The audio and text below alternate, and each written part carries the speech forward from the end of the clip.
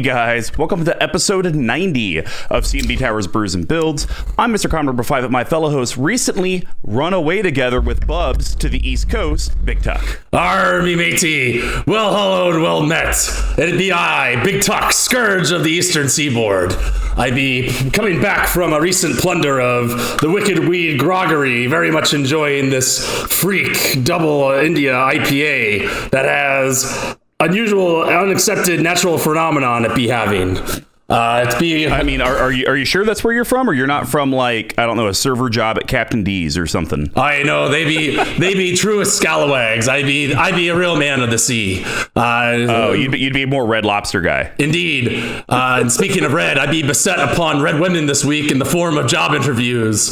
They be nonstop and completely oncoming from the crimson rise of the sun to the bluest dusk of the evenings. I be set here nothing but with me pet cat who be keeping me warm at night upon the tumultuous waves. Me salty dog, Mr. Combo. It seems that ye be unrested. Be ye Portsmouth rocking amongst the waves or the evenings? Yes, I actually am extremely tired. I was exhausted yesterday, so as the collective knows, I did the Star Wars marathon. I did a live tweeting about it. I definitely stopped tweeting, I think, around Return of the Jedi. But the Goad, friend of the cast, had this very cool idea in a different viewing order. I usually go chronological, so I was just going to do 1 through 9. He had it to where do Rogue One, because that leads directly into the Death Star plans at the beginning of A New Hope. Then you do episodes 4 and 5, the whole Darth Vader revealed to be Anakin twist. Now you do flashbacks of 1 through 3, and then you end with episodes going 6 through 9. So made it through Rogue One, through Phantom Menace. I fell asleep halfway through episode 2. Watched all of episode 3, 6, and half of 7. Fell asleep again. Said, screw it. I'm not watching episode 8. That dumpster fire. Just went ahead and did episode 9 and finished the day. It started at midnight, and I officially got done watching stuff at 10:30 p.m. So I was quite exhausted yesterday. I fell asleep at 9 o'clock, but then for some reason I woke up at 11, and then I woke up again at 1:30. Couldn't go back to sleep, and I was up till 6, and I've just been all topsy-turvy sleep-wise today. So yeah, I'm really excited for the weekend. You be having the seasickness, or some be calling it the grog cheeks. I be understanding this thoroughly, and also I might be adding that some scurvy dogs and salty dogs of the sea wars that you be mentioning might be referring to that succession of film as the blunderbuss methodology. Sure. Well, guys, thanks for tuning into this pirate takeover. And always, with his Manolith commentary from the Rich Chaos Record Studio is Squee McGee.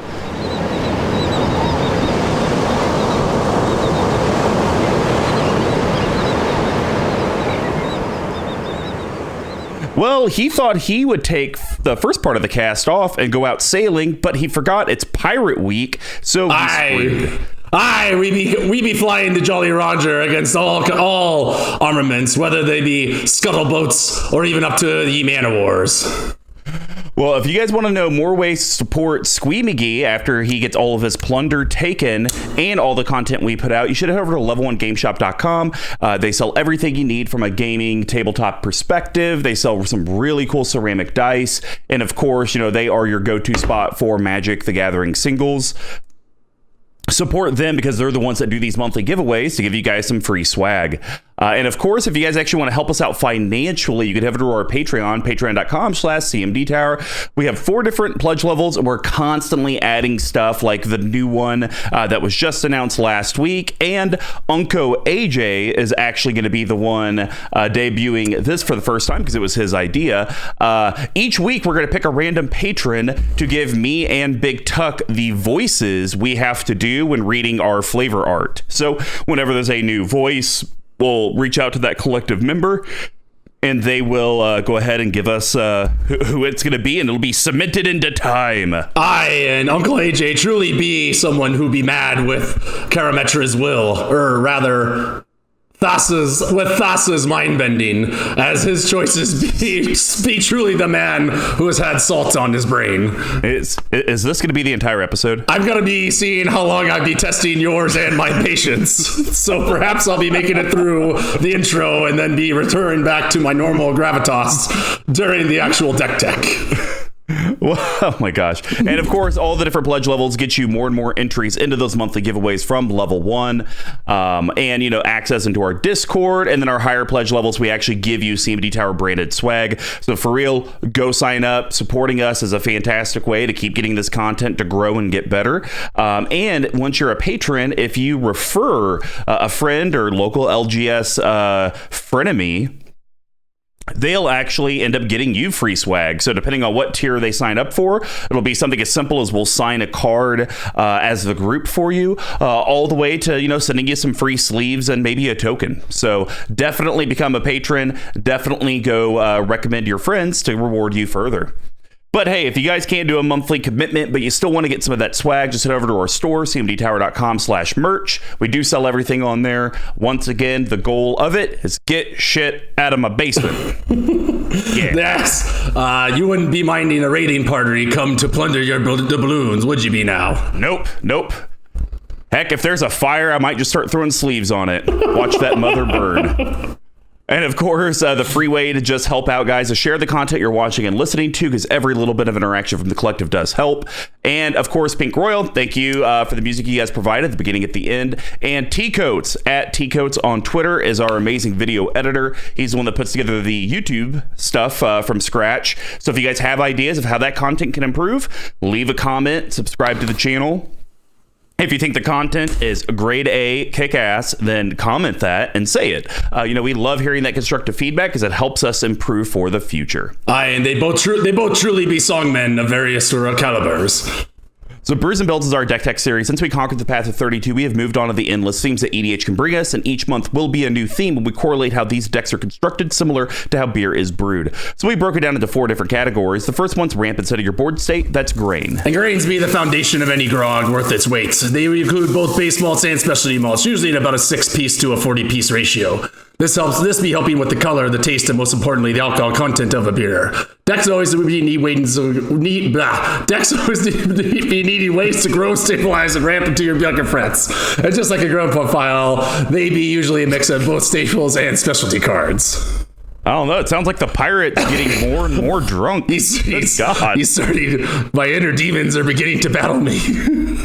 The next is, how does your board interact with all of your opponents? We call that hops. And the grog may usually be on the sweeter side, but every once in a while, a seaman may be wanting something that has more patented bitterness and herbal floral flavors that hops be grabbing you.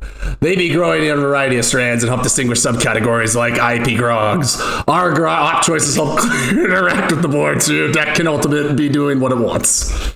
How does the deck actually close out or win the game? That's yeast. And any landlubber worth the legs will be knowing that yeast be microorganisms that eat the sugar from the grain and be pooping out alcohol and CO2. It adds the alcohol content and the flatness of the grog to preserve it for later journeys.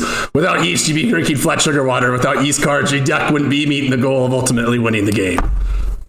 And then we have shenanigans. These could be pet cards, synergies. I don't even have a pirate pun that could be in the deck that are just kind of fun, so we call that spice. But you be fan of spice rum, be ye not? Correct. So this usually be one of your favorite categories. So not every drink be having them, but spices and other additives help separate the normal dungeon grog to one that be highfalutin out to bottles made of glass. It could be the pepper that be turning the stout into jalapeno stout, or the addition of hops that be turning a grog into something that's going to be destroyed at sea because it's not the way to transport vessels as a living organism. This is so much worse than the Wizard Harry. Not every deck be having something that makes it pop, but if it be do, this is where we be talking about it. And then to cap it off, we have a bottle capping. And as a reminder, these are BigTuck's and Ice cuts and adds to the deck that will not be applicable this month because it's budget month, so everything's stupid cheap. So without further ado, let's get brewing. So we're continuing the budget thing, and the cool thing about this is I believe this was BigTuck's Boxing League commander deck that he decided to keep around and kind of use it for his budget card. So as a reminder, this whole month is just about us getting these super extreme budget decks and trying to talk about, the way that they work, the speed that they go, some of the compromises you make on the kinds of cards that you have to put in there. So without further ado, BigTuck is presenting, this is a stretch, Breeches and Malcom DFPC. What be the Dirty, filthy pirate crew. Oh, I'd be liking it. And I'd be reading through the commanders and reverting back to my normal voice because I can already tell I'm getting a wee bit hoarse. Breeches, Brazen Plunderer, be a 3/3 legendary creature goblin pirate. Still doing it. I told you I'd be reading through the commanders and then be reverting back to my normal voice. Breeches, Brazen Plunderer, be a 3-red legendary creature goblin pirate. That be a 3/3 with menace. Whenever one or more pirates ye be controlling deal damage to your opponents, exile the top card of each of these opponent's libraries. You may play those cards this turn, and you may spend mana or mana of any color to cast those spells. Coming in for a cool 1 pieces of 10, and it also has partner. Matched with him, be the Navigator, Malcom, Keen-Eyed Navigator. He is a 2/2 legendary creature, Siren Pirate for 2 colorless and a blue. Also an uncommon, costing you 1/10 of a doubloon. He has flying and then reads, whenever one or more pirates ye be controlling deal damage to your opponents, ye be creating a treasure token for each opponent dealt damage. Okay, we're back. So this is a really, really cool concept. Yes. Just because, the Malcom Breeches combo is very similar to like the Brutoclad, where it's kind of the opposite end of the spectrum to what Is It does. Right. It's kind of like whenever you and I talk about how Ruach Thar is one end of Gruul and War would be on the other end, and they're just complete opposites. And that's kind of how I look at Malcom and Breeches. They're on that end with Brutoclad, and on that other end would be like Zafi, the new face commander. Right. So why did you decide to keep this as your budget deck, and how do you like living in the red zone with Is It? It's like you said, this was my Commander Boxing League deck, and honestly, I had so much fun playing it that I just wanted to see what all I needed to add to it. And honestly, I think since then I've added maybe 6 cards. And actually I played this recently and it does pretty well, even in like non-budget tables. And I think the reason why it's so interesting is like, most Is It decks kind of just have like one narrow way to win, right? Like usually like a big spell or something like that. These give you a lot of different ways to go, right? They both have evasion. They both have really interesting abilities. I think Malcom helps out a lot with like curving your mana out, especially once you get like 1, 2, 3 pirates out. And then Breaches kind of turns us into like one of those 75% decks. The one thing, and we'll get more into this, it is very creature heavy, and unfortunately pirates be one of those tribes that has like it's got like just the right amount to make it like good, but like sure. I think there's a few pirates in black that really make it sing, so you do kind of have to play it a little bit differently, which is why there's certain cards that I have in here that aren't pirates that really be driving damage through and be helping out a lot. Yeah, I got to see this deck once during the Boxing League, and it did seem like you were thoroughly enjoying it, because I know for you, as much as you like to deny it, I think your favorite archetype secretly inside is dirtily decks, but to the public, you like to say that you like to live in the red zone, you like to push the envelope. I don't believe it. I think that is your Bruce Wayne and your Batman, your true identity is that you're the dirtily player. But it has been fun to see, and it was exciting in Commander Legends because Pirates has always been that tribe to where people wanted to build it, right. But you pretty much had Admiral Beckett Brass, Lannery Storm, and am I missing one? That were legendary? Yeah. I mean, I think people probably tries to cheese it with like Morphon and that crap, right? Okay, but sure. I think those are the only ones that I ever saw. And Beckett's... Yeah, you just didn't have a lot of options. And I think Beckett's fine. I think she's just way more narrow because that deck really lives and dies in the red zone. And I think this one only has to live in the red zone as much as it needs to, right? To kind of find the rest of the pieces. Okay. So I think you're right. I think this does kind of do both sides of the coin for me. Also, you talked about like the disparity. So I think I got you beat here on a few things. Number one, 8 rares, no mythics, 27 commons and 36 uncommons. Somehow the CMC turned out to be 2.69. Good God. And again, somehow the color distribution was kind of on point as well. And what's this coming in at, like $20 to $36? Something like that, yeah. So there is like 4 cards that are over $3 or $4 that really kind of push the price up. So I think this is I also would highly recommend if you're trying to kind of think about like budget builds and you're looking for something that's kind of fun and easier to pilot than some of these more complex ones. I think this is like a really good starting point. I think this would be like a really fun deck to like give to somebody because everyone likes pirates, like we said about, and it plays pretty straightforward. Awesome. Well, I think we should just go ahead and dive into this. And BigTuck, why don't you kick off your own deck with your first grain card? So this be a pirate lass that I be wanting to run in many decks, but unfortunately, she ain't that good except if you're running a pirate deck. So I will be talking about a legendary card that's a pirate that also has haste. And his name is Captain Land Restore. So Captain Land Restore is 2 colorless and red for 2/2 legendary creature, human pirate. It's a rare that somehow, and I don't know why, is $2.76, which is baffling. So she has haste, and then she has, whenever she attacks, create a colorless treasure token with tap. And everyone knows what a treasure does, is tap, sack, add 1 mana of any color to your mana pool. And then whenever you sacrifice a treasure, she gets +1/+0 until end of turn. So I just like her because you kind of fall in this like weird, she's a pirate, so that's cool. Yep. And on her own, she kind of sucks. If you're running like a treasure deck, she kind of sucks. But she lets you do things where you can play her turn 3, turn 2, and then cast one of your commanders. Because for me, you always want, if I'm casting my commander, I always want to do something that turn it comes out, right? Sure. And I think her having haste lets you get in for that thing, lets you create a treasure token, which might be able to accelerate you a little bit. I will say one con to this card is that as the game progresses, she significantly gets worse. like several other cards we'll be talking about here. So she's kind of a dead drop later on. But again, when you're working with the pirate pool, the pool is shallow. So yeah. Well, and I like her just because and I hate saying budget because $2.76 is not. It's one of the most expensive cards in the deck. But for, I look at this very much as like a draft fodder type card. Yes. Where essentially it really only costs basically 2 colorless because you're going to gain 1 of your mana back. Right. So you basically have a 3/2 haste for 2, which that's a decent rate. It's, right.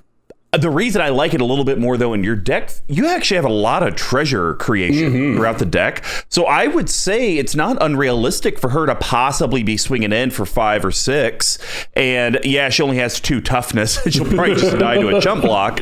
But maybe that frees up, your commander being able to get through or something like that because they don't want to get bashed for 5 or 6 every turn. Definitely. So I do think she has a little bit of value to the deck, but would I say she's a card that's aged well? No.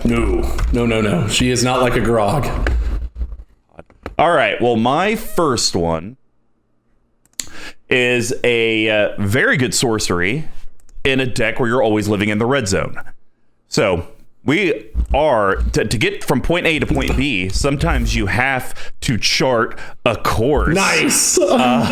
So colorless blue, it's an uncommon sorcery. Draw 2, then discard a card unless you attacked with a creature this turn.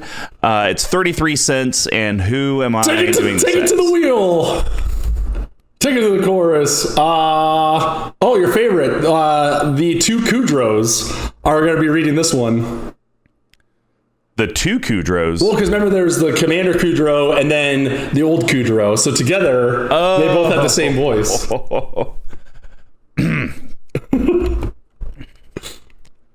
While other pirates prowl for treasure, Captain Parish plunders Smellygat. It's really good. That your Lisa Kudrow is dead on. I know you watched a lot of Friends, so that tracks. Yeah. So this is absolutely perfect. I mean, sure, at sorcery speed, that kind of sucks. But will you ever have to discard a card? Absolutely not. And if you're at that point, you're probably in worse shape than just having to discard an extra card. Yeah, totally. And this is another card that I think is like, I've always wanted to run, but it kind of like, it just gets... It's a card that seems really cool, but like at the same point gets eaten up by like brainstorms, ponders of the world. Yeah. So the fact that you're in this, especially like when you're running an Izzet deck like we talked about. So here, I like the fact that it's on theme, even though it's not a pirate. It would be cool if it was like a tribal sorcery pirate or something like that. But then, people would lose their minds. So yes, being able to pretty much consistently draw 2 is something that really helps, especially as you get relegated to just playing other people's cards from Breeches when you run out of your own. All right, Tuck, what is your card? This pirate be giving me my favorite one of the pirates that be giving me my favorite mechanic right atop of my head. He also be quite ugly for the body, but we are talking about me crewmate, Crimson Fleet Commodore. He's 3 colorless and a red for a creature ogre pirate, 5/2 that has trample. When Crimson Fleet Commodore enters the battlefield, you become the monarch. Pretty self-explanatory as to why I put this in, but we have a new one hot off the presses that I need to pull up my voice list for, so hold please. This one's gonna be really hard because UnkoAJ is some sort of madman. I think I know what I'm trying to do here. He claims this to be, well, let me read it out. This is from Commodore Azurix. Kindly steer your fleet clear of the waters west of Scrub Isle. It would be a shame to incinerate such exquisite maritime craftsmanship. Right? Is that what he meant, do you think? I believe that's what he was going for, yeah. So, yeah, this card for me, like for 4 mana, I think it actually gives you quite a bit. First off, getting the Monarch, love that. Again, any card I could put in that's on theme that fits that mechanic, I'm going to put in. But secondly, there's a lot of abilities that require damage coming through. So pirates that have some semblance of evasion, even if it is on like a 5/2, just getting that damage in is going to make people think about their blocks and think about what's most valuable to them, and then triggering your 2 commanders, because that's been the key. A lot of the pirates don't have any semblance of evasion, so sometimes it's hard to get multiple triggers, which is what you ultimately want to do. So for me, again, this is one I had, and it'd be 7 cents on the dollar, or the doubloon, if you will. Yeah, I'm going to be honest. I wasn't that hot on it being a 2 toughness. Yeah, that's fair. But I could see a little bit of what you're kind of saying, because I almost look at this card now with your logic. I'm paying 4 to get the Monarch and get a couple commander triggers. Yep. And this guy's going to go to the graveyard. Yeah. It's almost kind of like you're doing some sort of ritual sorcery type thing. Exactly. Yeah. It draws you a card, and then like maybe can do 2 points of damage somewhere. So my second card is very apropos. He may no longer be on your crew this summer because he might be going to the Olympics to run the 100-meter sprint. Yes, sir. 3, 2, 1. Swordfree Splinter. Colorless is it creature human pirate uncommon 2/2. All right. He be having haste and also not be able to be blocked. And we also have another one. So evidently, Lannery Storm enjoys going up to Atlantic City and hanging out there for a while. All right, here we go. Hey, darling. Sometimes when you go get me a rum and coke, you better charge like a red hot cannonball straight to your target. Me and the lady's been up here, and you're slowing down, and let me tell you, your tips are gonna sink, sweetheart. Jesus. My voice is so hoarse, so I might as well just enjoy this other carbonated beverage. This card's coming in at 18 cents. Very, very affordable. And literally, this is everything your deck wants. If you could honestly have your commanders and maybe a couple other good pirates and just a bunch of these Stormfleet sprinters, you would probably do that. 2/2 for 3, haste, can't be blocked. Like, I'm going to get triggers all day long. If I could put, of the creatures I have, I would probably willingly cut maybe 10 of them, maybe more, just for copies of this card. It's on, and again, like the 2 damage doesn't matter, right? And I think a lot of people will look at these these pirates and say, well, the damage doesn't really, they're not like dealing tons of damage. And it's like, that's kind of the point. Like, you can't play this deck if you don't have multiple opponents. And just again, getting those combat triggers, making it come through, playing this the turn after Malcom or the turn before Breeches and getting in that damage and those triggers, just incredible. So this is one of the ones that I did pick up. And I think I might have ordered it in like another card, and that was it.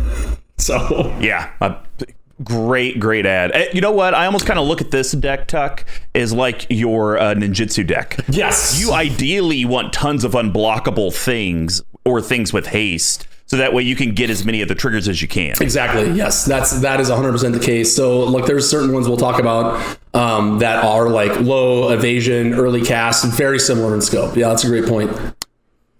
So the last one I'm going to end with, I don't know if it's an amazing card for this deck in particular, but I do think it's an amazing budget card that people are sleeping on looking at the price.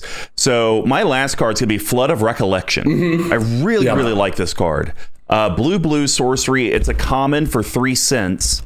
Return target instant or sorcery card from your graveyard to your hand. Exile Flood of Recollection.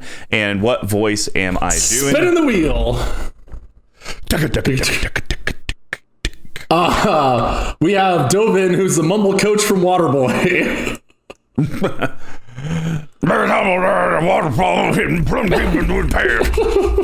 Also, hashtag Dovin sucks. As we all agree, we do not like Dovin here on this here podcast. So I really like this card. You know, when I kind of look throughout your deck, Tuck, you know, you do have some decent sorceries and instants. Like, you know, it's not like you don't have any that are great, but I just think that this card provides so much value because a lot of those return from the graveyard for any card. Because I know you kind of got on me with my Karametra deck, not doing that different green sorcery. It's really kind of in green. White does it more with the enchantments. Blue or red is more artifacts, and so being able to do the instant and sorcery, it's very unique to blue, and you don't have access to the cards that green does, where you can literally grab anything you want. So this is the next best thing, and for 3 pennies, put it in the deck. You could use it to get a board wipe back that you did later in the game. I mean, I'm even putting that in my Zafi Thunder Conductor deck because I just think it provides so much value. Yeah, for 2, I agree. Like, for 2, you're going to be able to do what you want, and I think some people would argue that the sorcery speed is the reason why they wouldn't run this, right? But in my opinion, for such a low mana cost, when you cast this, you're casting it knowing that you're getting back something else you can cast with the mana that you have, right? And either holding it or doing it right then. So yeah, this is one that got printed like crazy in Commander Legends. So I'm sure anyone that's cracked that has 6 copies of this lying around. Yep. All right, guys. Well, that's going to wrap up the Rampant Grain section. Now we're going to head over to the hot profile, and I'll be starting this off. So, I know you were a real big fan of Tribal to an extent, and it seems like in your Tribal decks, you like to put Tribal board wipes. So, this one... It's not going to get rid of everything, but it's going to get rid of all those baby tokens that would probably swarm you into something you can't deal with. So Fiery Cannonade is a really good, cheap 14-cent inclusion. So 2 colorless red, instant, common from Commander Legends. It deals 2 damage to each non-pirate creature, and there is a paragraph of flavor text. Okay, you got another easy one. This is Gideon, a.k.a. generic Captain Kill Guy. Generic Captain Kill Guy. Yeah, just like, rah! Weary the ferocious dinosaurs! The Legion of Dusk built up the walls of their fort! Just in time for the pirates to burn them down. There you go. Wow, that is a lot. Oh, God. Yeah, how's it feel? Not great, right? Doesn't feel great. So, yeah, I just really like this for instant speed. Yeah. It helps deal with those 1/1 token decks, the 2/2 token decks, and it's going to leave your entire board alone. I agree. Is it going to get rid of the big scary stuff? You know, your Atraxas and your dragons? No. It's not even going to get rid of your rhinos, but... Yeah. I think you could deal with that fluffy mid-range and upper end. I think your bigger issue is if, hey, someone's coming at me with 25 1/1s, I don't really have anything to do. I could block 5 of them, maybe. Yeah, I agree. I think that there's an argument to be made that like people would run. There's cards like Whip Flare and Pyroclasm that do very similar things, like the 2 damage across the board. The problem being with that is most of my stuff has like 2 life. So I can't run. I have to be like really careful with the board wipes that I run. And yeah, for the most part, this deck can deal well with like you said, like the mid-range and up. But if someone gets off to the fast start, like Redacted Squeeze favorite deck, then this can slow them down, even if you don't need to save yourself. So again, not a great card, but for the theme and for the budget, can't beat it. Absolutely. All right, Tuck, what is your next one? So this is your first one. This is another one that is stupid expensive that I'm not sure why. And when I cracked this out of my Jumpstart pack, I was very upset. And lo and behold, to me, it was very exciting when I actually had something to put it in. So we're talking about a specific captain of the Corsairs. He is he is a 2 colorless and a blue for a 2/2 creature human pirate. He's a rare from Jumpstart that's coming in at close to $3. Another real big swinger in price at the deck. When he enters the battlefield, create a treasure token, and then other pirates you control get +1/+1. So let's see what. Oh, here we are. Vildelka Wandering Sage, aka the red from Orange is the New Black, says about this. Okay, we're back. Get your Russian on. Oh, yeah. Oh boy. Hold on. Okay. No, it just I immediately just went to French for some reason, and I can't get it out of my brain. Mother Russia. Yeah, Mother Russia. Oh, I drink vodka. Okay, I'm back. Lungs full of sea air and a hold full of loot. Ah, what a life. So, that's all right. I'm really good at pirate. One of my Dungeons and Dragons characters was a pirate who was a robot, so I practiced both, like, saying pirate things, like, in a normal tone of voice, and then transitioning to pirate voice. Bored. Yeah, so I was ready for that. So, again, the treasure token here is great. So you're paying effectively, like you said, 2 mana for a 2/2 that also buffs everything else. There isn't a ton of, like, you can run as many tribal buffs as you want, and I have 1 or 2 in here, but the fact that this is also a pirate that sort of replaces itself and has a sack ability and is something that you can swing in with a bunch of other ones that will probably die or maybe not, I think it does a lot for the deck for just 3 mana. So just curious, why? So in this deck, why do you look at the tribal buff effects as like a hop, something to like engage with your opponents? Is it because you're holding back and trying to keep some blockers? Is your way of kind of dealing with your opponents? Is it just like I got to constantly live in the red zone to pick off stuff? Why do you look at the +1/+1 buff effects as a opponent engagement? So for me, it's kind of like makes things more threatening, and it helps get. So the card that I play the most and the card that happens the most in this deck and the one that is pretty much what the deck's built around ends up being Malcom, right? And as a 2/2 flyer, he's the one that I pretty much need to get in to get the gas going, right? Like his ability matters. He's got evasion, and giving him that additional plus will really make opponents think about how to block. And that's how I view that more as like a hops than like a yeast, because the yeast in this deck isn't really just like slamming it with a bunch of creatures at once. It's a little more incidental. And when you have things that plus them up, like with the Crimson Fleet Commodore, a 6/3 is going to really, a 6/3 with trample is really going to make you wonder how you're going to block, if at all, versus a 5/2. Same thing with like a lot of the pirates that are like 2/2s, 1/4s, whatever the case may be. So for me, I think this makes the opponents be more interactive in the way that they choose to block and deal with the creatures that I control. Fair enough. Yeah. Fair enough. All right. So for my next one, this card honestly is a spice, except for the fact that it makes treasure tokens with the enchanted creature attacks, and you do have this treasure token theme throughout the deck. Yes, we do. I'll let it slide. 3, 2, 1. Shiny Impetus. It is 2 colorless and a red for an enchant creature, enchantment aura. Enchanted creature gets +2/+2 and is goaded, which means it attacks each combat if able and attacks a player other than you if able. Whenever an enchanted creature attacks, you create a treasure token. Damn it. Wow, I know you just did all that for me. What an idiot. I was trying to rush through it so that you had to do the accent, and then I forgot there's no flavor text on this. And the card's coming out at a cool 11 cents. Yes. So I see this being exactly what the pirate deck wants and exactly what BigTuck wants. BigTuck wants people forced to attack. It's my favorite with mechanic. mechanics like Goad or Monarch. And the pirate deck wants more treasure tokens. So you throw it on something and you're getting a treasure token every rotation because they have to attack. Right. So you just got to be smart not to put it on a creature that has a tap effect, an activated ability or some sort of bounce effect, just because then you're kind of wasting your enchantment. But 90% of the time, you're going to have a very good target to put it on, and it's going to force BigTuck's opponents to figure out how do they block and how do they do things. And it's got a little baby bubble cat on it, which you can't put a price on. So the reason why I put this one into hops is that because this is the way that I deal with like commanders, other bigger threats, as opposed to just like bouncing them back or trying to blow them up. I'd rather keep them on the board, attacking somebody else until they draw an enchantment removal while I keep gaining stuff out of it. This is kind of my answer to like the Voltrons of the world and whatnot.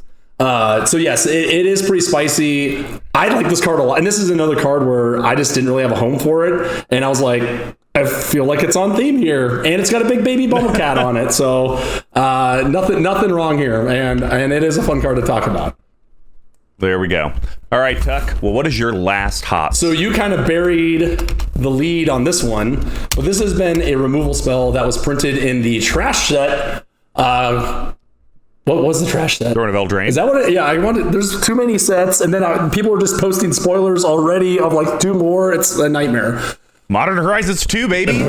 Yeah. So are you going to, we'll get into that later. Actually, let's get into it now because we're flying through this episode right now. How are you going to resist buying a box or a collector boosters box? I'm not. I'm just going to go get singles, wait a few months. Wow. Singles I or want. you could just have, like May mentioned, you could just have your fiance go pick up a box for you out of her money and claim it doesn't count.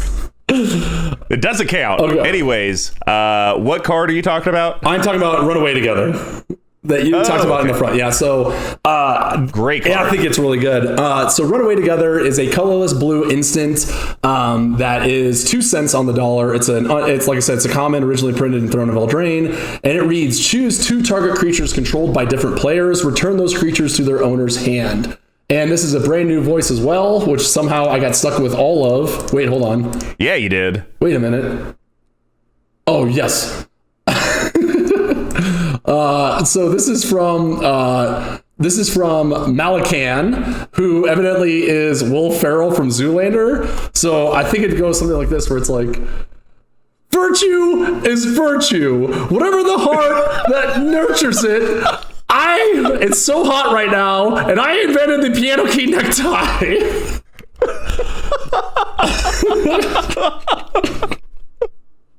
That was so good. Thank you.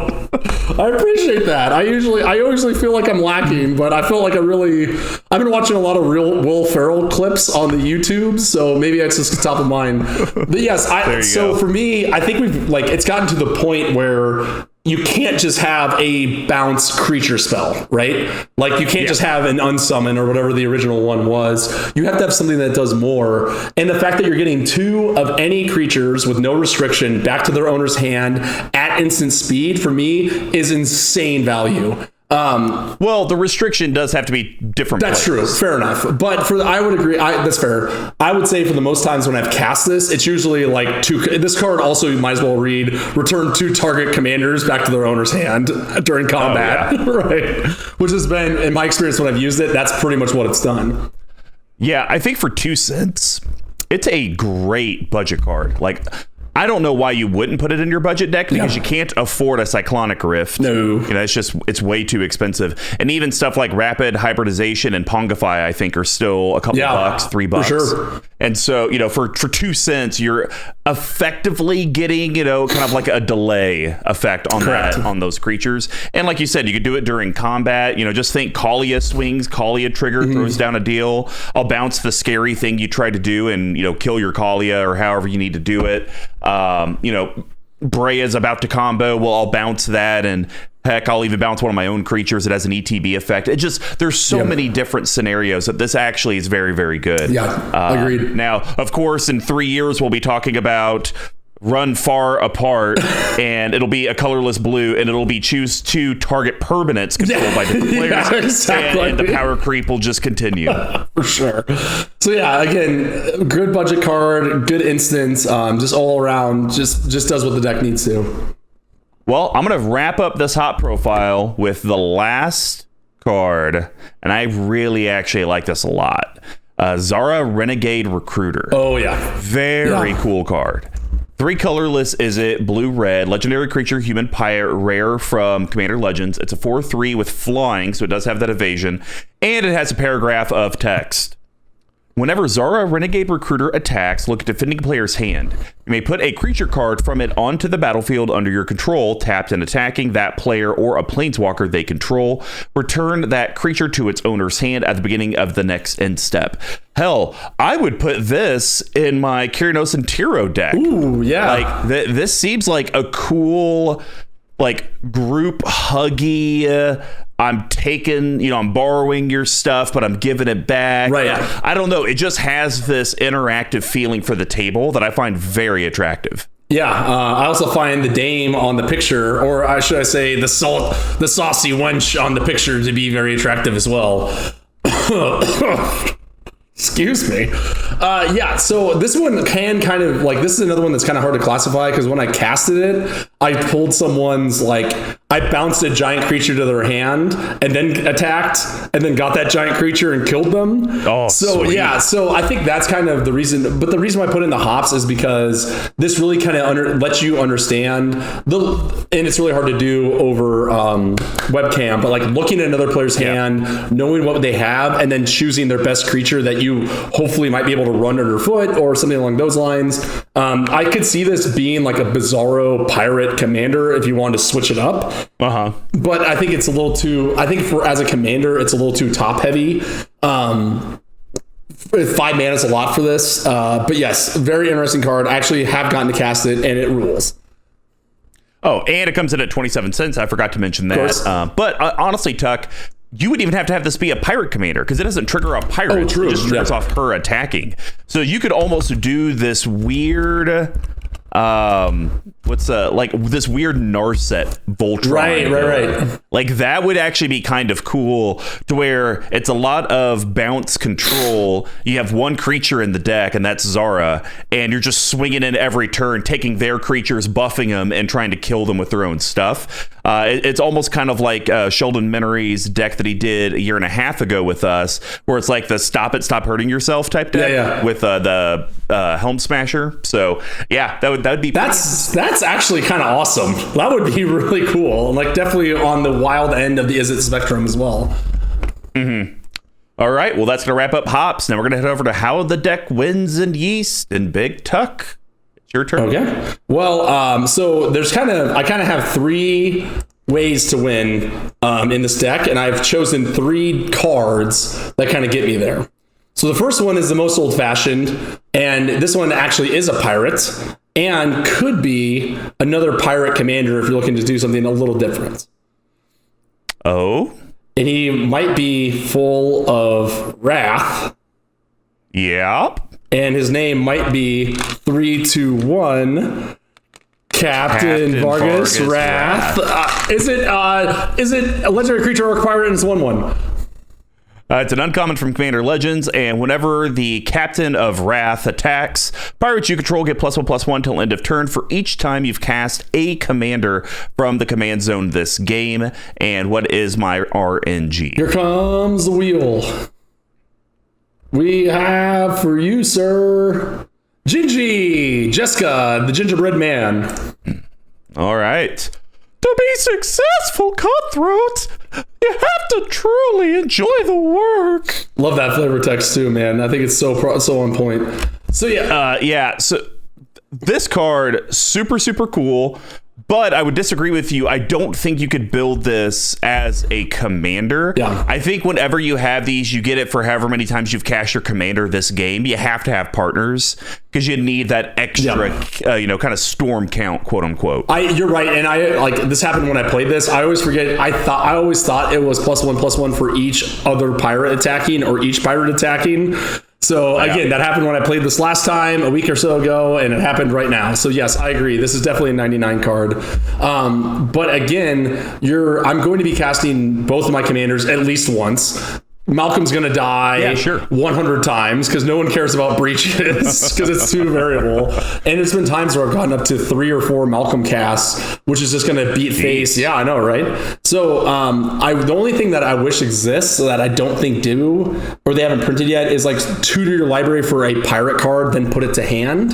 That would be really cool, and this would be a really good inclusion for that. But just being able to draw them off and hold them in your hand until you can put them down to strike, just a beating.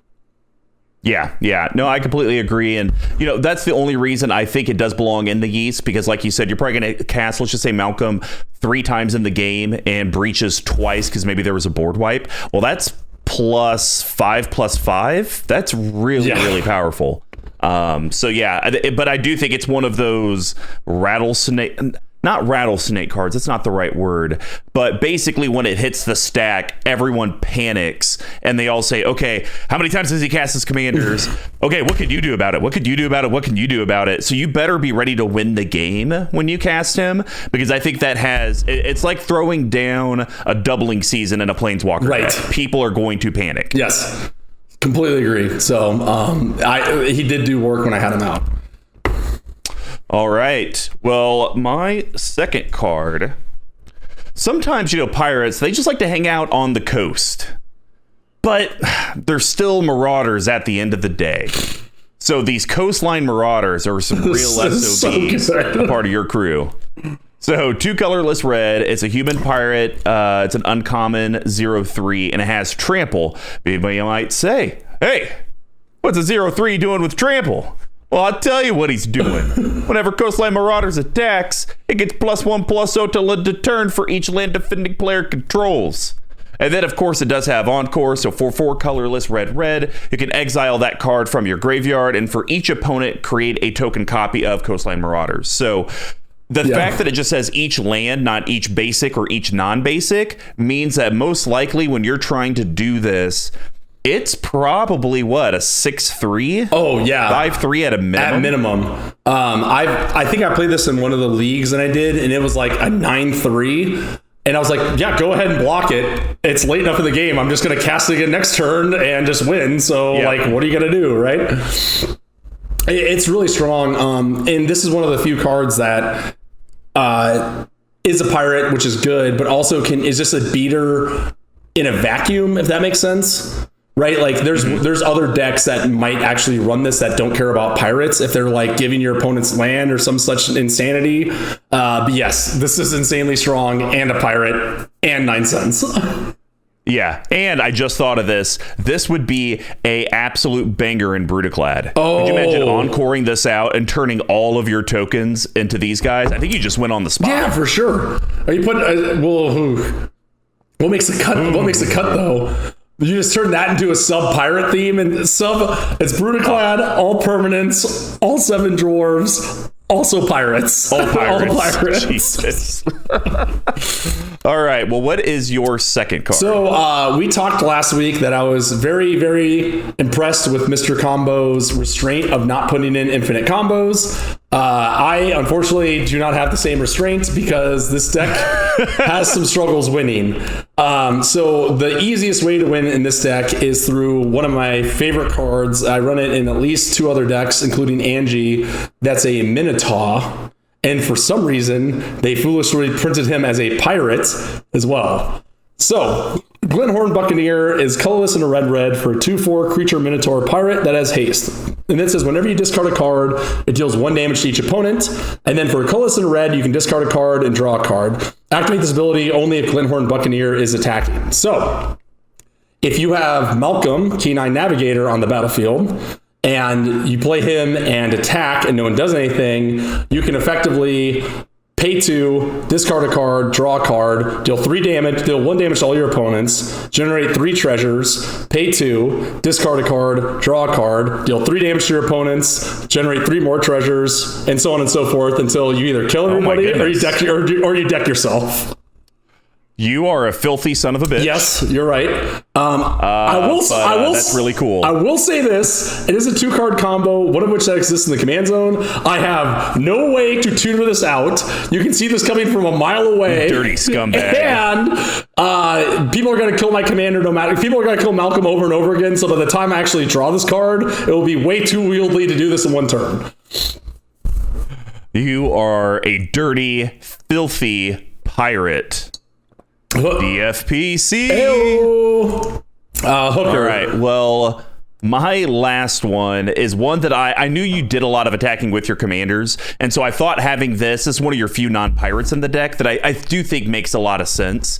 So it likes to deal damage to your other opponents when one opponent gets hit with a commander. So Kedis, Emberclaw Familiar, I thought was a very, very cool card.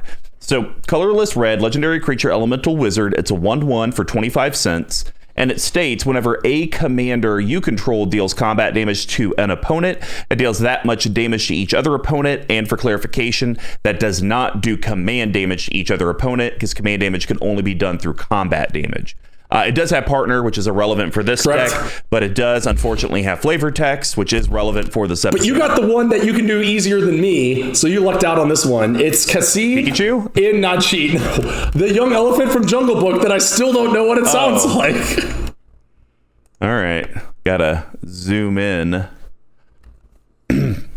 Oh man, Kedis loves molten metal. Searing flames and head scratches. I just need to. This is just not ringing a bell. Like, I know I guarantee that's a great impression of this character. I just have no frame of reference mentally to what this would sound like in any form or shape. So I think Kedis is a very interesting N99 inclusion, primarily because you have talked about ad nauseum this episode about how people target your commanders, especially Malcom. Yeah. When you land Kedis, it's like, what do people do? Is it, well, I'm still going to keep trying to get rid of Malcom and just leave Kedis out there? Or do I use a resource on Kedis and then use another resource on Malcom? It puts them in this weird spot. And then Breeches even becomes a thing. Right. Because it has Menace. So I think I love it when we kind of put that modal choice on our opponents. And I think having this in the 99 and having two commanders that both want to attack and both have evasion, it's going to make people really have to contemplate how they spend their resources. I agree. And I think a big thing that I like about Breeches and Malcom is that it doesn't specify combat damage on their triggers. So being able to get 3 treasures or 3 cards off the top of the library and then cast them with treasures is just bonkers. So I think I'm starting to wonder. So this is going to sound crazy, okay? Is Kedis actually like one of the better cards that was printed in Commander Legends? Only if you're doing partners, and if your partners live in the red zone. Because there are a lot of partners. Think about it. I won't speak for Commander Legends, but think of the OG partners. There's only like one, like Brews, that wants to be in the red zone. A lot of the other ones just have triggers. That's true, yeah. And like, they don't. It doesn't matter because they're not going to be dealing a gazillion damage. But like on our Bruce episode, I've started to continue to think it's like, is it better with Ishai, the dragon guy with the gazillion counters? Is it better to cut Bruce and put him in the 99 and then put in Kedis or Jessica to like, because Brutus doesn't do anything. He's just like it might as well just be like a sorcery that says double strike and lifelink. So anyways, I really like Kedis, and he has done work in every deck that I put him in.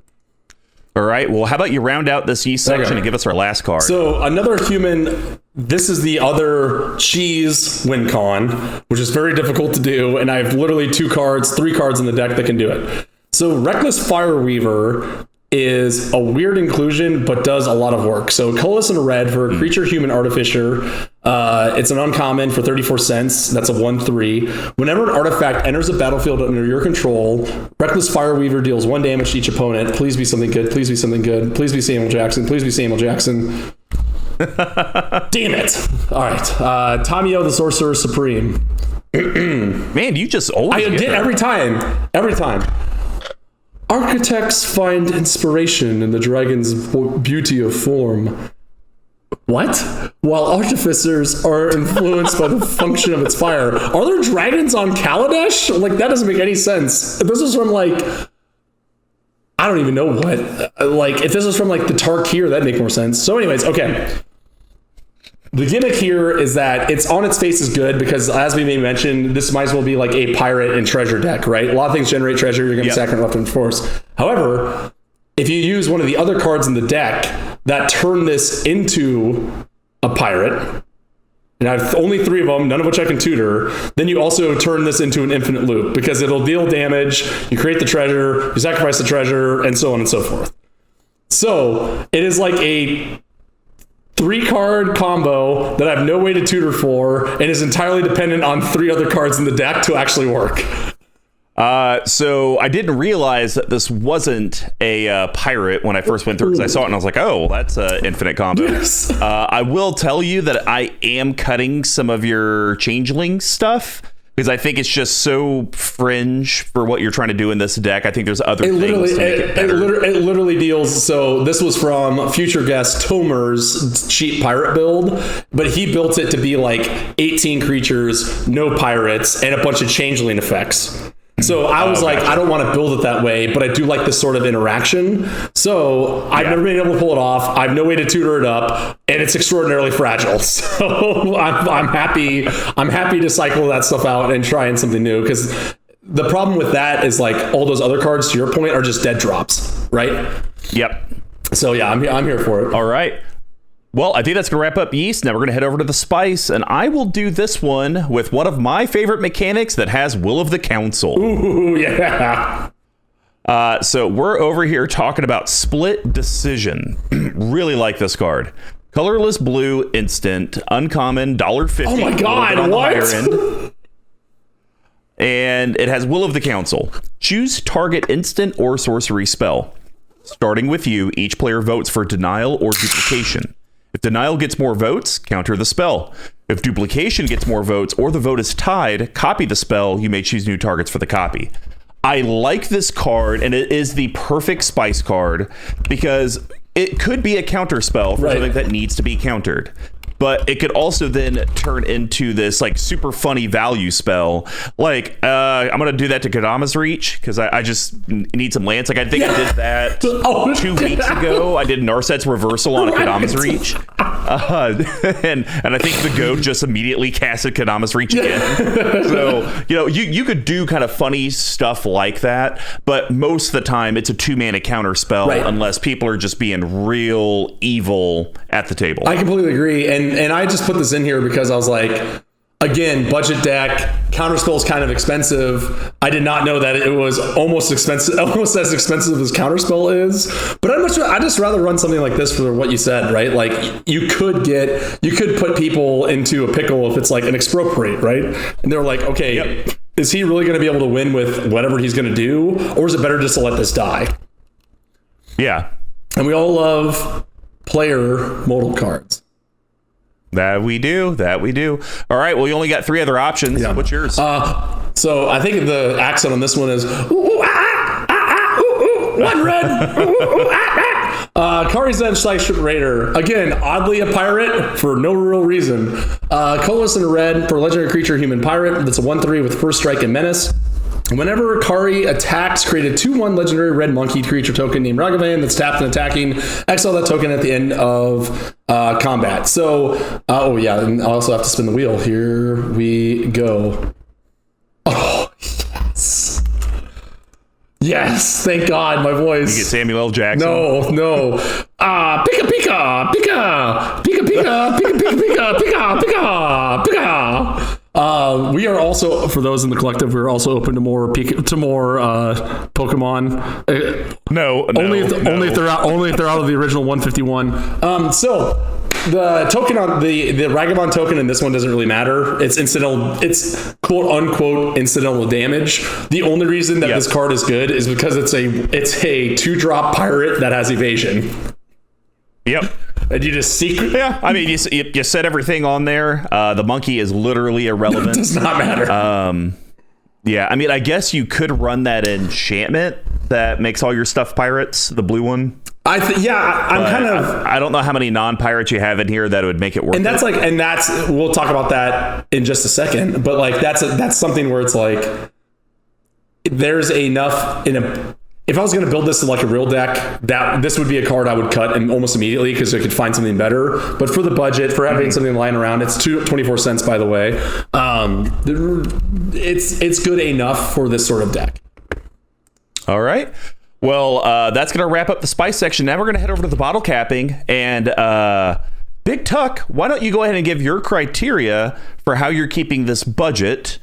Because obviously I did mine where I did like the whole average of 78 cents for the non-basic land cards. How are you looking at your deck with budget, and how are you keeping it quote unquote in budget? For me, because I think if I actually went through and calculated it, the 78 cents one doesn't really make a lot of sense to me. So pretty much what I'm trying to do is keep most cards, and I think almost all of them, under $5, but the goal is to keep this deck under 50. Oh, okay. So you can go to 5, but then that takes away 10% of your budget. Yes, exactly. So I think my goal is to keep this deck under $50. It's less about the drips and drabs, or if I may, the dink and dunks, if you will. So that's where I'm kind of going. And while we go into that, so in reality, what this deck really needs after playing it is just more interaction that aren't pirate based, right? Like more bounce spells, more evacuations and whatnot. The problem is that those are very pricey and boring to talk about. So I kind of shelved those into like there's like a bucket there that I can work with. So instead I just try to focus on how to make the deck better as it's kind of is on the page. If that makes sense. Sure. All right. Well, why don't you start off with our first cut and add for the deck? So I'm glad Squee's not on here, and he might be dead, but Ghost of Ramirez de Petro, trash. This card sucks. It's not good.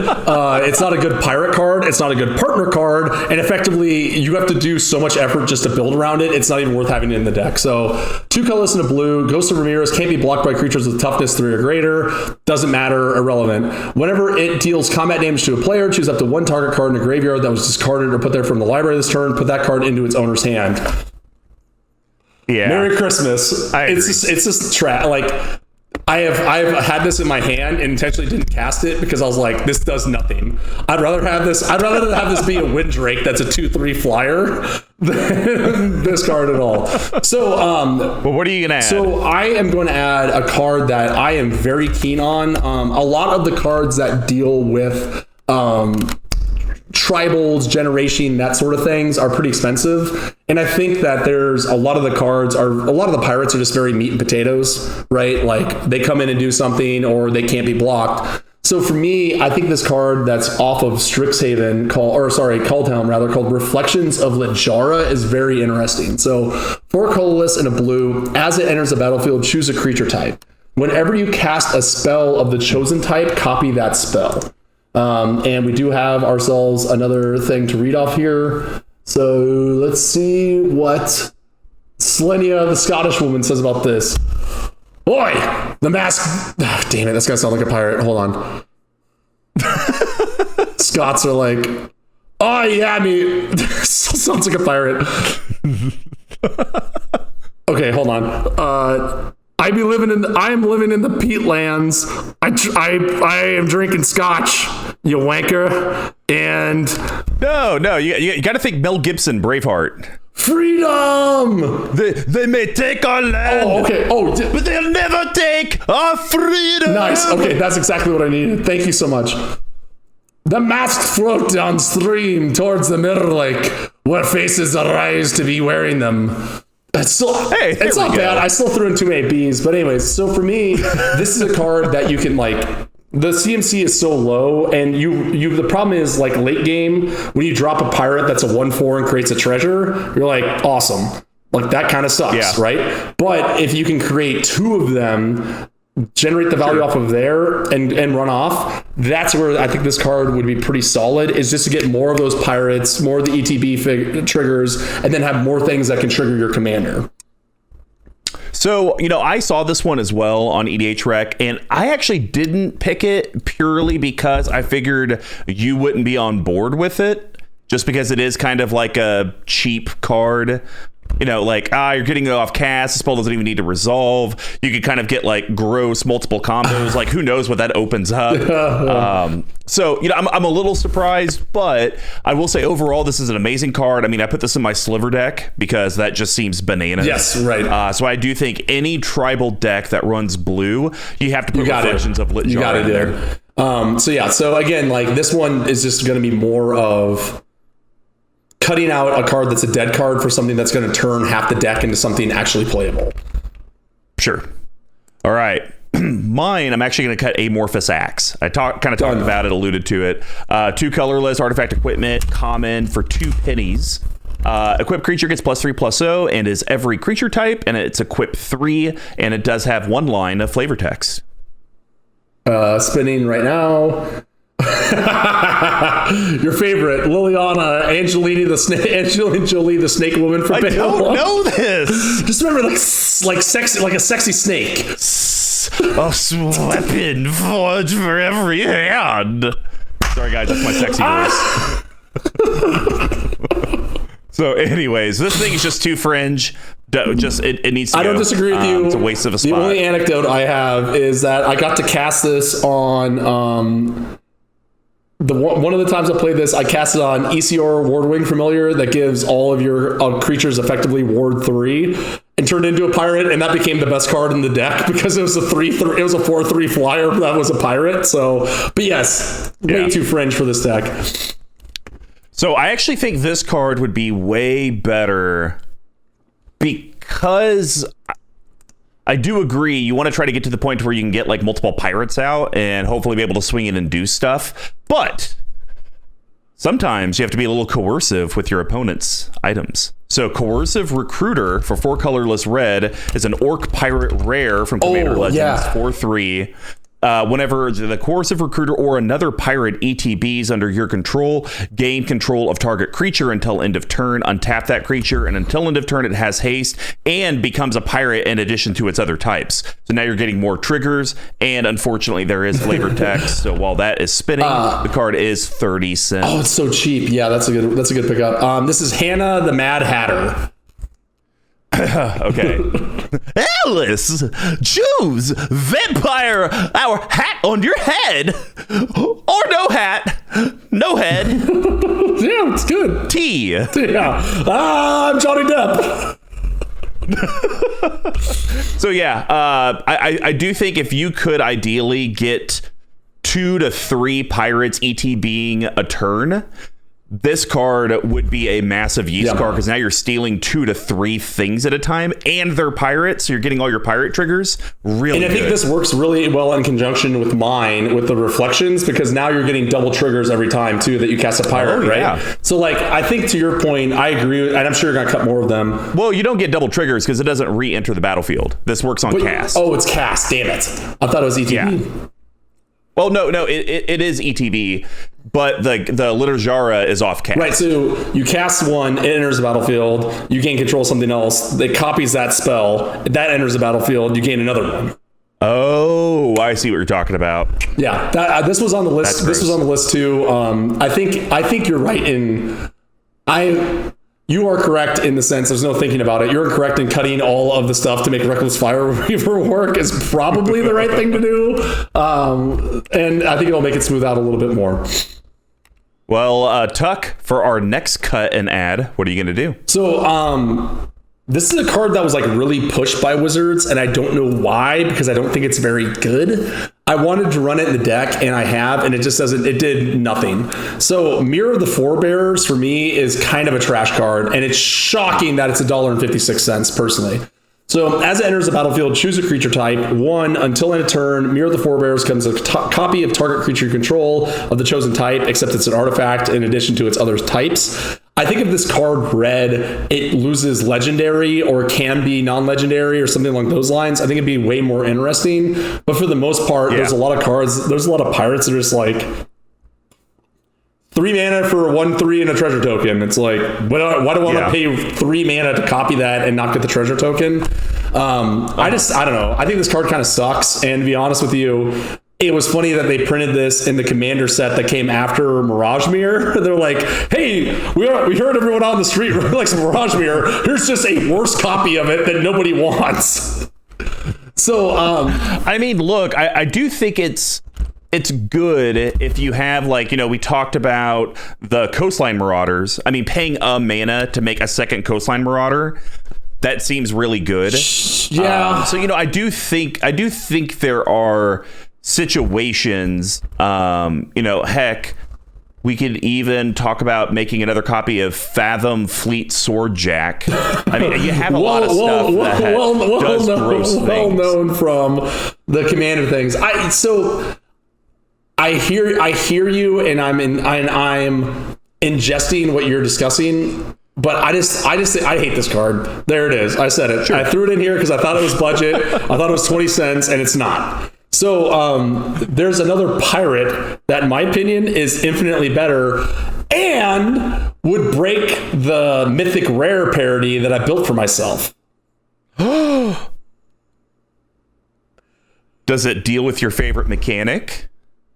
Not really. Oh. I don't think so. All right. Well, anyways, it's Port Razor. So, oh, yeah, no. 3 colorless and red for a creature orc pirate. When it deals combat damage to a player, untap each creature you control. After this combat phase, there's an additional combat phase. Port Razor can't attack a player. It's already attacked this turn. And let's see what the wheel has to say about that. It has to say... Oh, yes. Oh, yes, another layup. Hodor.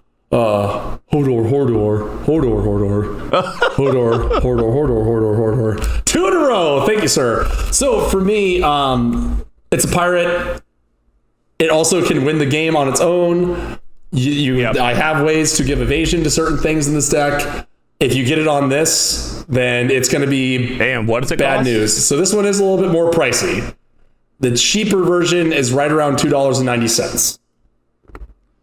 It's getting me up there. I'm looking at your deck over here. Average cost $38.39 to $43.56. It's getting up there. But it's $1.60 more than Mirror of the Forebearers. And I think this card can actually win the game, which Mirror of the Forebearers decidedly cannot. In my opinion. Yeah.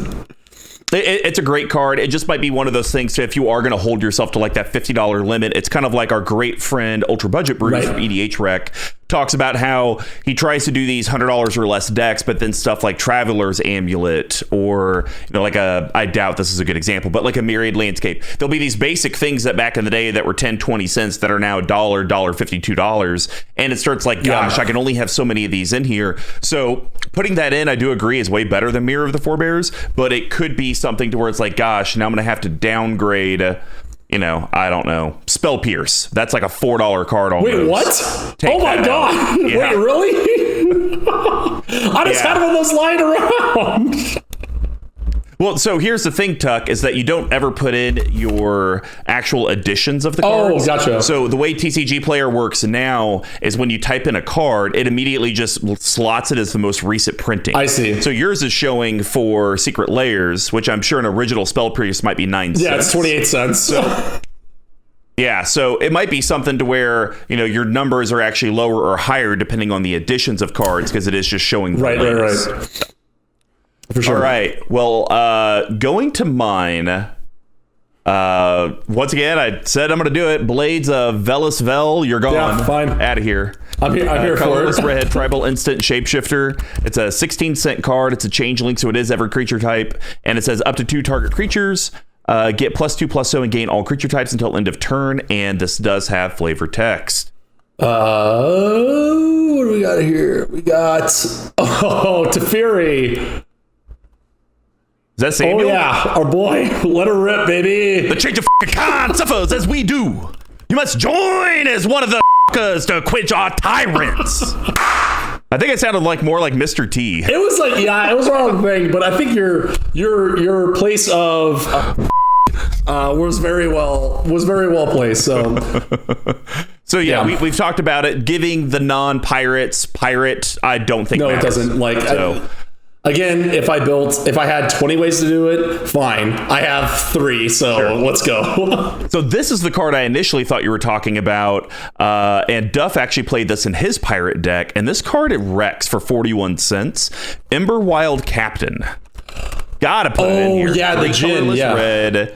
The Djinn pirate, it's a rare. When it ETBs, you become the monarch. And whenever an opponent attacks you while you're the monarch, it deals damage to that player equal to the number of cards in their hand. And it has flavor. Okay. And we have, very fitting. We have Freylees, who is Elizabeth Swan from Pirates of the Caribbean. You are bold, challenger, but flammable. You got a little southern twang on there. Johnny Depp. I'm Keira Knightley. So, okay, quick story on this. I opened one and had it in the deck. Then I panicked because I thought it was going to be expensive and cut it to put it into my Marquesi deck. Oh my gosh.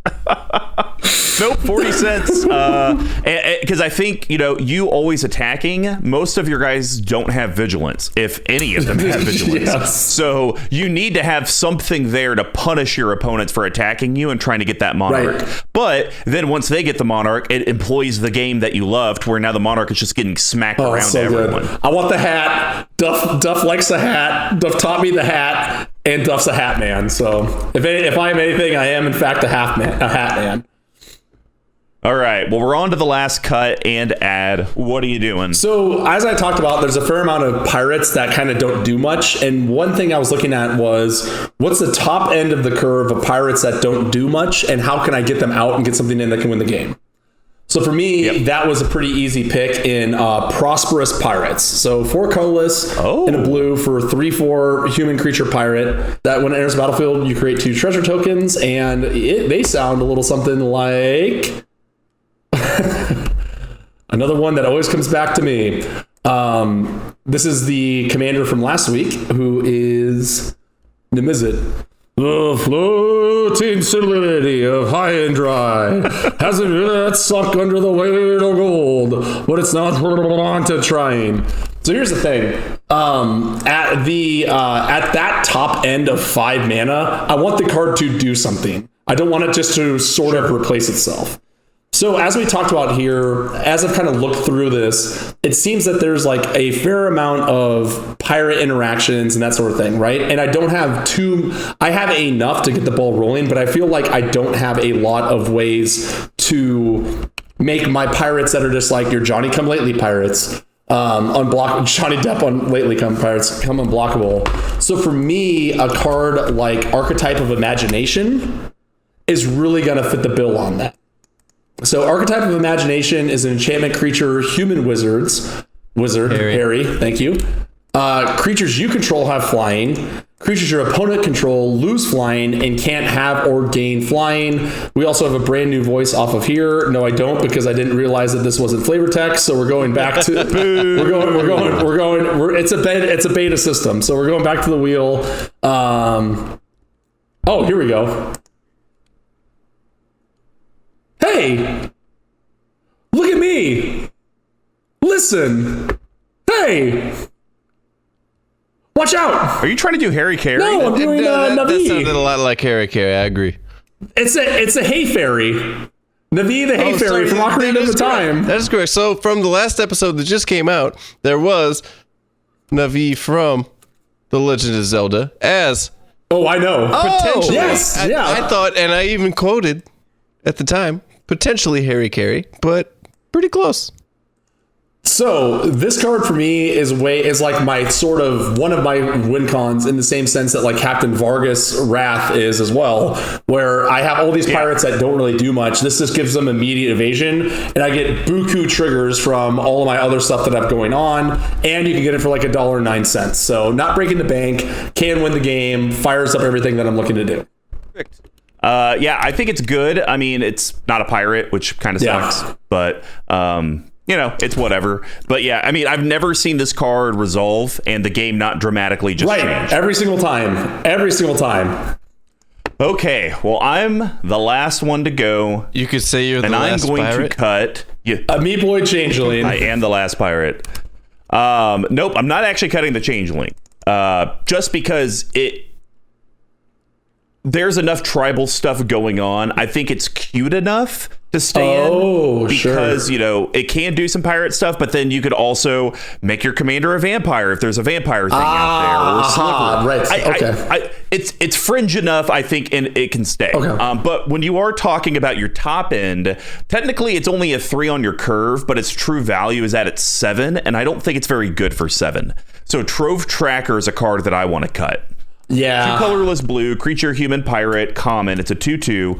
When it dies, draw a card, and then you can encore it for 5 colorless blue. So for Cyclonic Rift mana, you exile it from your graveyard and create a token copy for each of your opponents. So then you're swinging 2/2s with haste, and then they die, and you draw 3 cards for 7 mana. That's not. Yeah, it's pretty stinky. I think if it was enter the battlefield, we have an argument, but it ain't. So I'm and it's at 2 pennies, which is very apropos for yes, how bad agreed. it is. Nice use. And there is flavor text. Here we go. We got Nicol Bolas, the pompous British guy, talking through you this one.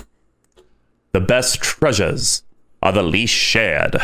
Nice. It was very like. I'm like scolding. It sounds like Professor. Who's the butler from Batman? The Batman Begins series.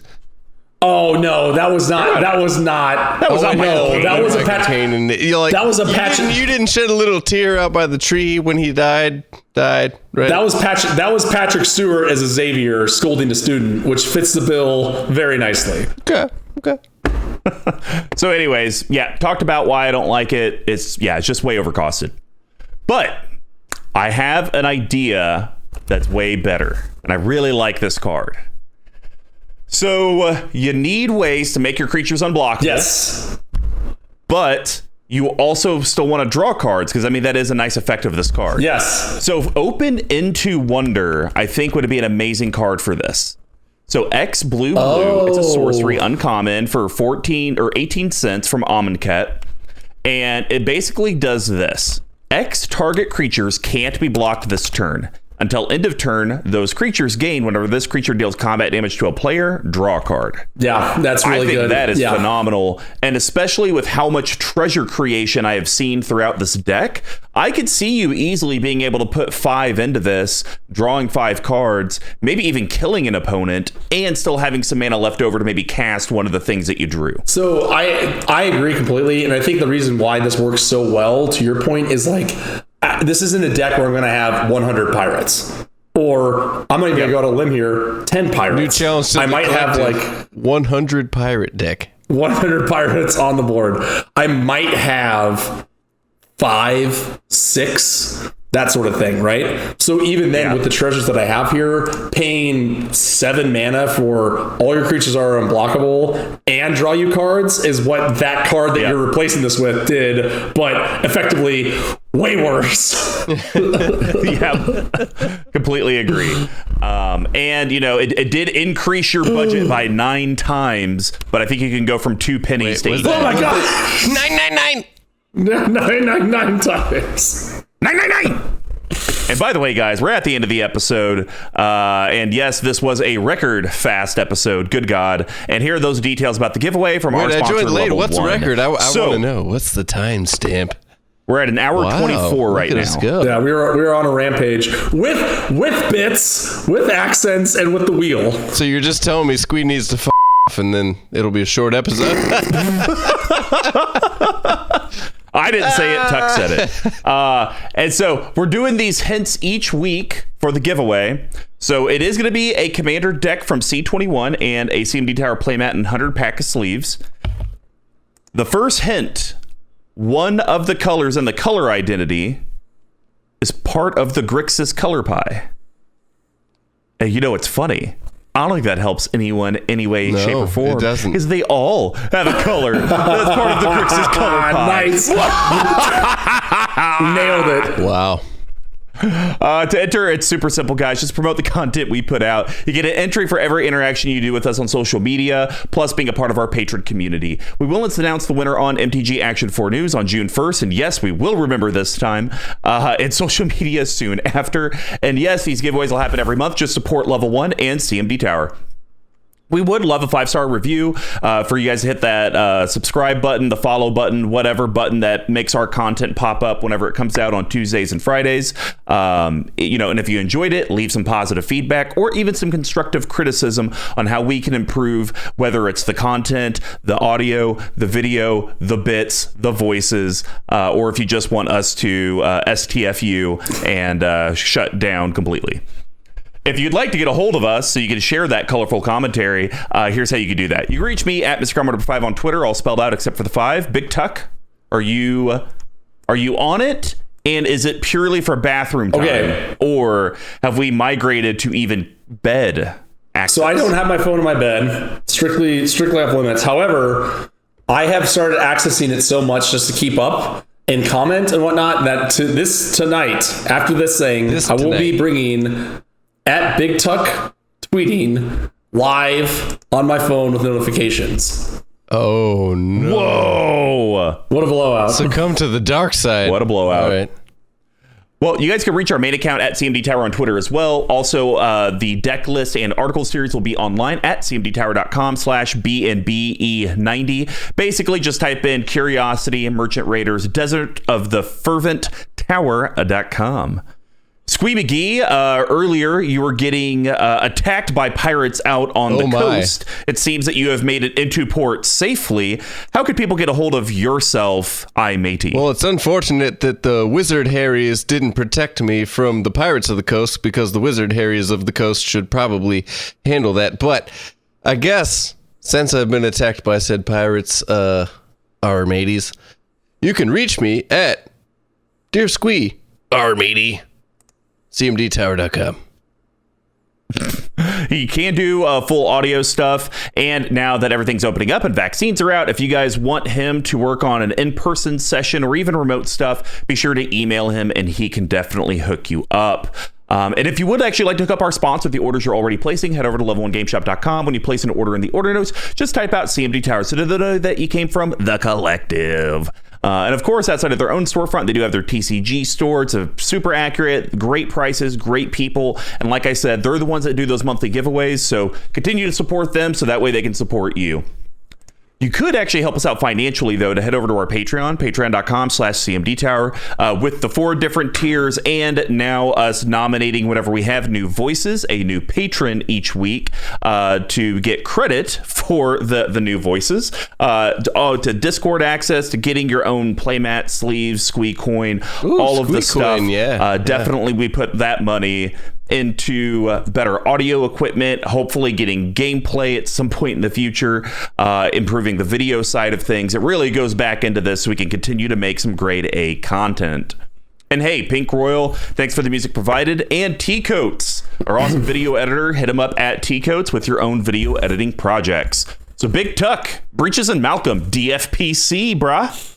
How do we feel? I be feeling like the 7 Seas have finally be showing me the way to me plunder. I think you got an active career in this pirate stuff. That's not bad. I still be thinking that this deck be fun to play. However, with ye guidance, me old matey, me salty dog, that it might be trimming the crew a little bit to build up a little bit of a stronger membership on the old Man of War. Good God. You definitely need to migrate from being a Planet Fitness that accepts everyone to like these in Mission Hills Country Club where they kick out 90% of the people. That's really what you need to do. Only let in the good pirates. I worked at Planet Fitness. They do not accept everyone. They actually kick out the people that like to work out a lot. Just a thought. Interesting. Just a thought. Oh my God. So I definitely think this needs to become a more exclusive club, but I have not been big on the pirate theme. I will say going through the deck, it does seem kind of fun. It is.